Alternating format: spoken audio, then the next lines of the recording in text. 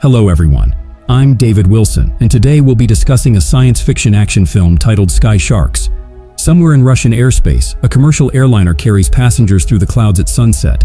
While the passengers distract themselves with mindless entertainment, a Japanese man, who looks like he stepped out of Mortal Kombat, is clearly struggling to hold his liquor.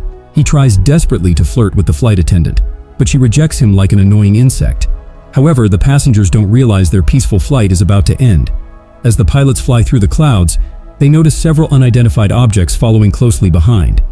It's quickly revealed that these mysterious entities are actually a squad of humanoids riding flying sharks. The creatures surround the aircraft and fire a missile directly into the plane.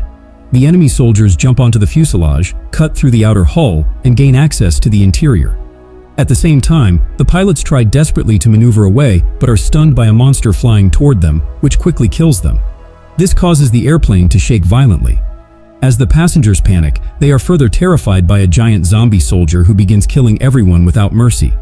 Things escalate when the flying sharks begin attacking the plane with their jaws, horrifically killing passengers. The enemy captain jumps onto the aircraft, shocking everyone with her zombified appearance. Before the male passengers can process the sight, they are torn apart by the undead captain as the aircraft begins nosediving toward the ground. The female zombie jumps from the falling plane just before it crashes in a violent explosion. Later, in New York City, a woman named Angelique drives an expensive sports car toward the headquarters of Richter Technology. It's revealed that Angelique is the daughter of the company's owner, Richter, who has extended his lifespan using a serum his company developed. The two have been alerted to the attack on the airliner, which was owned by their company, and Richter sends a team to investigate. They manage to locate a suspicious warship near the crash site. Richter sends his other daughter, Diablo, to investigate the location alongside a local guide. They are unaware that an adventurous couple is already inside the giant warship. The boyfriend is quickly killed from behind by a Nazi zombie. Luckily, the woman manages to knock the creature away and shoot it, giving her a chance to run. However, she is quickly captured by more enemies who drag her across the floor as she screams in agony. The zombie soldier brings the helpless woman into a large room and hangs her upside down over a feeding tank, where sharks leap from the water and tear her to pieces. At the same time, Diablo arrives at the destination with her guide and is shocked by the massive scale of the warship. Once they reach the base of the gigantic structure, Diablo decides to venture forward alone, planning to sneak inside the mysterious vessel to find answers about the recent attack. As she carefully enters the ship, she is surprised to find a massive stockpile of World War II military weapons, suggesting the warship has been hidden there for decades. Diablo eventually reaches a large bulkhead and is horrified by what she sees through the window: Nazi symbols and countless soldiers hanging from the ceiling. She immediately transmits the images back to her father. Unbeknownst to her, the soldiers are slowly reanimating as a mysterious liquid is injected into their backs. Despite the obvious danger, she continues forward but is quickly ambushed by zombie soldiers. Diablo manages to fight back, knocking the enemies down and neutralizing them. However, she is unaware that more soldiers are returning to the secret base at that very moment. The enemies land their mutated sharks on the platform just as Diablo accidentally stumbles into their path. She is quickly intercepted by the enemy captain, who injects her with an unknown substance. Surprisingly, the zombie soldier spares her life, allowing her to escape the warship. Diablo leaps from the vessel and barely manages to grab onto a nearby cliff. From her vantage point, she watches in horror as a swarm of flying sharks heads toward nearby cities, while the enemy base vanishes into the icy ground. Later, Diablo returns to her father mostly unharmed, but she begins to suspect Richter is somehow involved. The serums used by the Nazi soldiers appear nearly identical to the ones developed by their own company. Worse still, Diablo realizes something is wrong with her body. The compound in her blood begins to violently mutate her physiology, causing her to scream in pain before collapsing from exhaustion. When Diablo eventually regains consciousness, she returns to her father and demands the truth about the mysterious experiments. With no other choice, the old man finally reveals his history with the Nazi soldiers. It turns out that Richter worked for Germany during World War II. One of his colleagues, Dr. Hans, pioneered a secret experimental project in a desperate attempt to defeat the Allies. The mad scientist believed this was the only way to win as their troops were being pushed back. Hans developed a chemical known as K7B while working alongside Richter. The serum was capable of turning soldiers into living monsters with incredible regenerative abilities and increased longevity. The serum could also be vaporized into the atmosphere to quickly revive fallen soldiers on the battlefield, turning them into fresh infantry for the Nazi Empire. Furthermore, Dr. Hans designed an army of biomechanical sharks capable of flight, which would allow German soldiers to decimate enemy air forces. However, they didn't realize how quickly their armies were being defeated. Before the scientists could finish building the zombie army, Allied forces invaded and began bombing the facility. Dr. Hans prepared to flee Germany, but Richter refused to abandon his post. In the confrontation, Hans shot Richter in the chest. Luckily, Richter saved himself using the serum he invented, while Hans escaped the city with the other deserters, unleashing their weapons on anyone in their path. After the Allies won the war and began punishing Nazi members for their crimes, Richter avoided prosecution. He traded his secret research for a clean slate and used his knowledge to build one of the largest technology companies in the world. Horrified to learn their father was a war criminal, the sisters are disgusted by their family's dark past. However, they soon realize that the fruits of Richter's creation have already begun attacking countries across the globe. This triggers worldwide chaos as civilians are massacred by undead soldiers and their horrific flying sharks, forcing the military to scramble for a counterattack. Despite the best efforts of militaries around the world, human forces are unable to neutralize the threat due to the flying shark's cloaking abilities. With no other choice, Richter decides to work with his daughters and contact military associates from various countries, hoping to devise a plan to defeat the horrific enemy.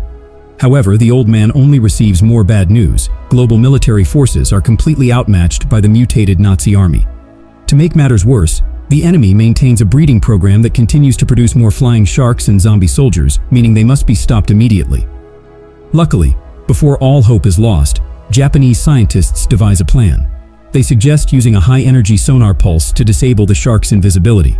However, this plan requires grounding all worldwide flights and using a civilian aircraft as bait near the enemy's headquarters to lure out the remaining monsters. Soon after, the military acquires the sonar weapon, while Richter gives Angelique a suppressant for the Nazi serum in case Diabla is overtaken by the mutating compounds in her blood. Meanwhile, at an unsuspecting airport, passengers wait impatiently due to last-minute flight cancellations, seemingly unconcerned about the shark monsters destroying their cities. Surprisingly, before they can figure out their next move, they notice their flight has been reinstated. They board the aircraft as if they've won the lottery, not realizing they are destined to become bait for the monsters.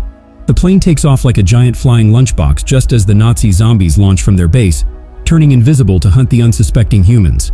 Military commanders track the movement and launch their own aircraft toward the enemy.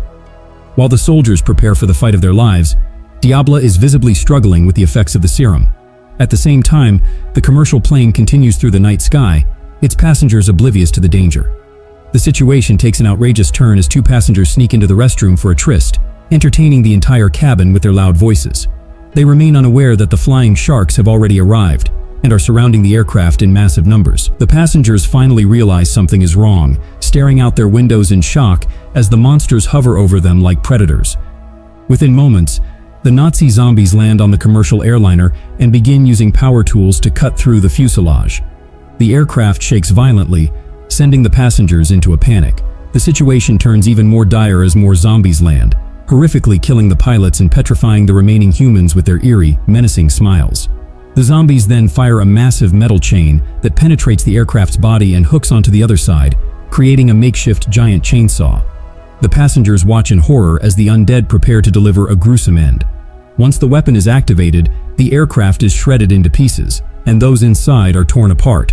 Surprisingly, the zombies stop before finishing off every survivor, opting instead to personally eliminate the rest by literally barbecuing them. At that moment, Richter's team finally arrives on the scene, only to realize they are too late to save the passengers. With no other options, they fire the sonar weapon. The resulting shockwave rips open the nearby aircraft, sending it plummeting toward the ground. However, the weapon proves ineffective against the shark monsters who have mutated far beyond expectations. As Angelique contacts her father to deliver the bad news, it becomes clear Richter anticipated this. He reveals his true secret weapon, a gigantic battleship maneuvering into the area. It turns out the old scientist has been working on a shadow project that dates back to the Vietnam War in the 1960s.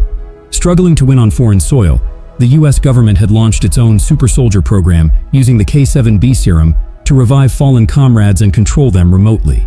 The military began their experiments by executing enemy soldiers and spraying the bodies with a variation of the Nazi serum, hoping they would turn and attack the Vietnamese bases.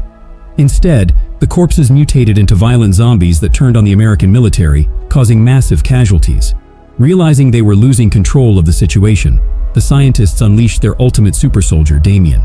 Controlled remotely by the military, the super zombie charged into the fray, smashing through defenses like a raging Hulk. However, the military didn't realize that the adrenaline from Damien's human host caused a system malfunction. The creature ripped the receiver from its own head, causing the super zombie to attack both allies and enemies alike. The resulting massacre left everyone on the battlefield dead and dealt massive casualties to the American military. Luckily, this tragedy allowed Richter to finally figure out how to control future subjects using nanotechnology. Now, the old scientist plans to unleash his most powerful bioweapon, controlling the creature himself.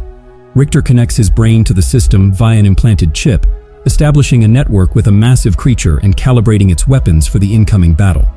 Meanwhile, Diabla has been completely transformed by the Nazi serum. She betrays her comrades by opening the aircraft door, allowing the Nazi zombies to board immediately. The soldiers try desperately to fight them off, but the humans are no match for the mutated monsters and are quickly defeated. The situation turns even bleaker as Diabla, now fully aligned with the enemy, points her pistol at her own sister. Fortunately, Angelique manages to knock her away and inject the antidote into Diabla's neck. The suppressant finally overcomes the serum, and Diabla reverts to normal. The battle is far from over, as the flying sharks continue their relentless assault from the outside. Just before a final blow can be dealt to the aircraft, a massive shark monster bites the enemy from behind. This terrifying creature is controlled by Richter himself, who immediately turns the tide of the battle. He chases the enemies furiously, destroying several flying sharks and knocking them out of the sky. When numerous enemies continue to pursue his daughter's aircraft, Richter lures them away, charging into the swarm and tearing them to pieces. The Nazi soldiers retaliate with a barrage of missiles, but Richter locks onto them and unloads his own bombs, incinerating the monsters. Soon, the old scientist destroys every flying shark in the vicinity, sending them falling from the sky like raining sushi. The survivors celebrate their victory, having miraculously defeated the undead against all odds. Richter, still burdened by guilt over his past crimes, prepares to apologize to his children again, only to find that they have long since forgiven him. Overwhelmed with happiness, the old man decides to retire from the company and look toward a peaceful future. However, the world doesn't realize that the war against the Nazis is far from over. One of Richter's old colleagues was the true mastermind behind the resurgence. Worse still, countless more zombie soldiers are being created, all planning a massive attack on humanity in the near future. So, what do you guys think about this movie? Let me know in the comments below. And if you enjoyed this video, please hit the like button and subscribe for more. I'll see you guys next time.